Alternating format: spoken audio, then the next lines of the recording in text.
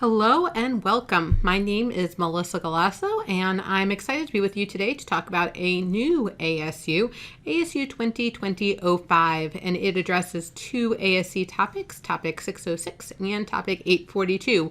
Both are becoming somewhat infamous as they get a lot of attention in implementation.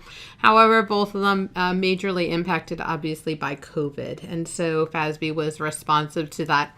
So let's take a look and dive on in. So ASU 2020-05 was issued in June of 2020, and it is another change in the effective dates for revenue and leases. Both of them already have a delayed effective date. However, both of them are now getting another set of delayed effective dates. However, this time it's due to challenges from COVID-19. So I feel like every time I write a nano lesson lately, it is on COVID-19. And so let's talk a little bit about the theory, and then we'll talk about what actually happened. So the FASB board met, and in their discussions, they decided that they were going to propose a delay. And the delay that they proposed was specifically related to, for leases, not-for-profit conduit bond obligors. Because conduit bond obligors for not-for-profit entities actually had to have the same effective date as public entities. They were not given any delays as part of the 2019 delay. So in 2019, FASB did delay leases for private entities, but nonprofits with conduit debt were excluded from that delay. The theory was that they were treated the same as public companies and therefore subject to the same rules and regulations as public companies. However, when we think about our nonprofit conduit bond obligors, the two largest categories that we would see here would be related to the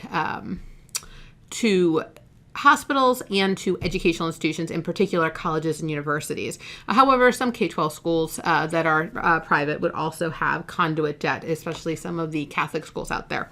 So when we look at them, those typically don't have calendar year ends. They typically have 5/31 or 6/30 year ends, although some hospitals do have 12/31 year ends. I won't say that they don't. So when we're looking at implementation, while the leases standard was effective for public companies in December of 2019, those entities would have used their fiscal year ends and so would have had a fiscal date of June 30, 2020 or 5/31, 2020, whatever their fiscal year end was. And so as they were doing this, they really were looking at who was hit hardest by COVID-19. And as you can imagine, hospitals are really dealing with a massive pandemics that they are not really focused on accounting, as you can imagine. And then universities in particular sent all of their students home. And so they also were dealing with a lot of additional stress. And so they really were the driving factors behind the nonprofits and then private entities in general, right? Private entities do not typically adopt a standard until it gets close to the effective date, right? They're not going to be implementing for their interim periods, et cetera. And so as a result, they were looking at a delay specifically for private companies who were disproportionately impacted by COVID-19, having less, access to their information, not necessarily being deemed to be a necessity, right? So we were not all of us are fortunate enough to be CPAs and be deemed to be essential employees. And so a lot of these entities were really hard hit by COVID-19. And FASB, like the AICPA, like GASB, realized that this is going to be a major issue in adopting leases in the current year. And so as a result, they really decided that they wanted to address that. Now, in the exposure draft, in their initial meeting to talk about COVID-19, the revenue recognition standard, again, something you would have thought would have been sort of a done deal, because for public companies, they issued that in 2018 and then or 2019 and then 2020 for our private entities for revenue recognition. They already, again, if you have 12/31 year ends, would have adopted this by the time we obviously get to the meeting. So I think their meeting happened in, I want to say April, and then they put out a comment period, and then they met again in May, and then it issues in June. And so they've been working on this for a couple months now. But at the time they wrote the exposure draft, they were really focused on franchisors because there is some issues with the initial franchise fee for franchisors for revenue recognition that kind of needs an additional consideration. And so the revenue recognition team actually is putting a potential agenda item regarding franchisor accounting. And so the initial delay was really for private entities that were franchisors to have a delay. That was the only group that was included in the exposure draft. But ultimately, ASU 2020-05 is much bigger than originally expected.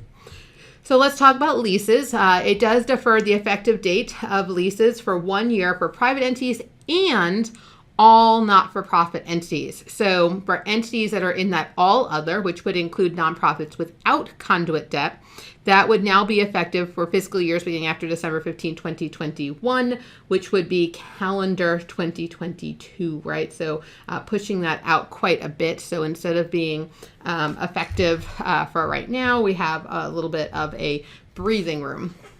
And then for public entities that have not yet issued their financial statements, it would be effective for December 15, 2019, which would be our calendar 20, fiscal 21. So those public nonprofits, again, those institutions of higher education, the hospitals, they are getting this delay. Now, you'll notice here that it does say for not yet issued. So if a public nonprofit is registered with Emma or has to do quarterly reporting, they had to have already adopted this. So there would not be a delay for those entities. It would only be for those that have not yet issued financial statements under the new standard. So the leases was originally delayed by 2019-11, 1 year. Otherwise, we would have been adopting it this year. We got an extra delay. And now 2020-05 adds an additional year of delay along with it. So because they're really not focused on leases at all. Now, we want to make sure that we're not kicking the can down the curb and we come to another crisis in a couple of years, but we definitely want to be thoughtful about what we focus on in the COVID 2020. If you are on time and on target and you want to issue on time, FASB is not going to stop you. But what really caught our attention was actually revenue recognition. So revenue recognition was initially, as I mentioned, only proposed to delay private entity franchisors. However, if you look at the comment letters that the FASB received, in particular the AICPA's Technical Issues Committee, they made a pretty moving comment about private companies in general and how, to some extent, the issue with upfront fees for franchisors is not unique to just franchisors. There are other entities with upfront fees like membership institutions, golf courses, etc. And so they made a really moving argument that all of these entities are impacted, and while they might have 12/31 year ends that this was effective for, that doesn't mean that they were finished. In fact, they could have just been in the middle of this when COVID-19 hit and caused issue, as well as any of those entities who have those 6/30 or 5/31 year ends, again, not really wanting to focus on this issue. And so ultimately, FASB meets and is moved by that discussion. All of them talked about the pandemic. I mean, when you listen to it, this was one of the shortest meetings ever. It was 35 minutes to come through and vote for both of these topics. And so when they're this large, that's a pretty impressive feat to get all of that done in 35 minutes. So if you want, you can go to the YouTube channel, youtube.com, and then you go to the FASB's channel. All of their meetings are out there, and you can watch them at any time if you miss the live play. I typically try to catch the live play, but I don't always, and so sometimes I have to rely on the YouTube channel. They get up there pretty quickly, and you can catch that. But one thing I wanted to point out was there was discussion about ASU 2018-08 because that is revenue from grants and contracts, particularly for not-for-profit entities. And there was this question as to whether they would delay that as well because that would also be effective for this 6/30/2020 year end. And ultimately, they decide not to delay ASU 2018-08.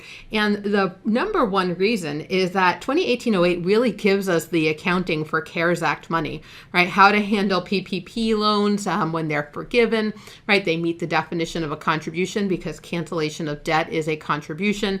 It also gives us an updated definition of a condition so we can understand the proper accounting for these types of entities. And so as a result, they felt like that the additional guidance in this standard in ASU 2018-08 would be beneficial during the COVID time. So they do not delay ASU 2018-08. It addresses two issues: whether something is an exchange transaction or a contribution, and then whether something that is a contribution is conditional or unconditional. So they are going to continue to provide that at the original effective date, and ultimately only delaying Topic 606.